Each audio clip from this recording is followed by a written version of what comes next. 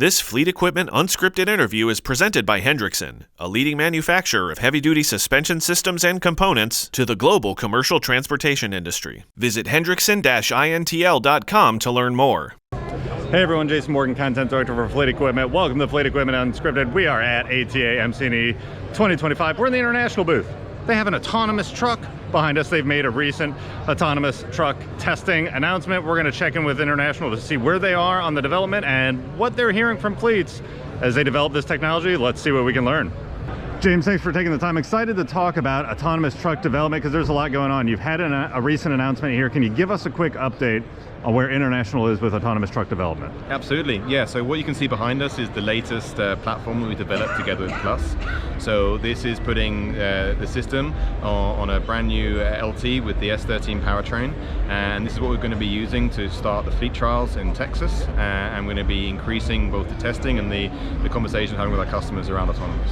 Can you tell me a little bit about the testing? What goes into that? I assume safety driver is still behind the wheel, but what are you looking to validate with that? So, of course, accumulating a large amount of mileage, testing out the edge case is an important part of the validation of the software.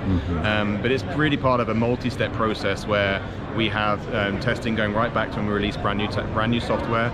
We, of course, spend a lot of time with that on the test track. We then put that on the roads in the hands of our drivers and our engineers. And then the final step is then being able to put that into a larger scale testing with customers. And really, by the time we get to that stage, we're not really testing the features anymore. We're just putting it into a large scale, real world scenario, which really allows us to work more on the operational factors than really the software underneath.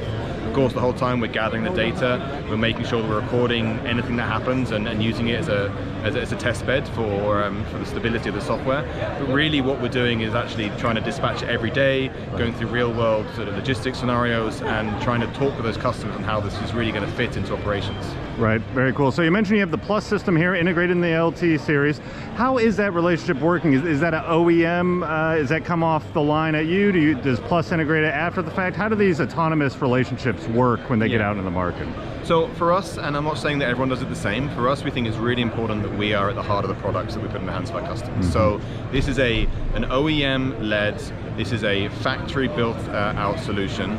Now, of course, today we are still doing a lot of this stuff together with Plus. We're utilizing some of our facilities and our advanced engineering locations to do the build-outs, but we are really owning and responsible for the build out of the hardware on the system.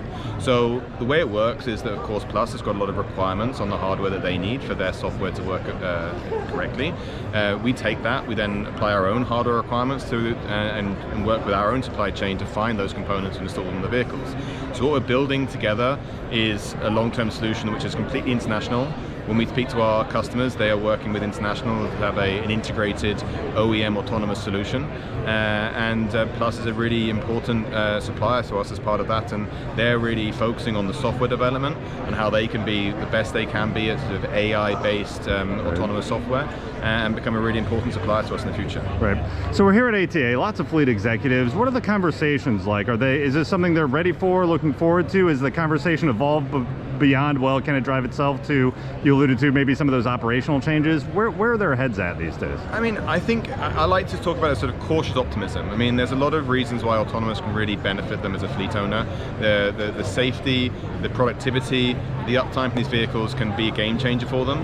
At the same time, they can see the challenges that we face. This is still a very, I wouldn't call it a niche technology, but it has its own specific challenges. And so it's not just going to suit every application straight off the bat. You have to think very carefully about where it's going to work and how you're going to make sure that it can be efficient. So I think one of the biggest questions that our fleet see today is how does this fit into the regular TCO? They see the upside, then they'll see the inefficiencies, and that's really where I try to focus my time.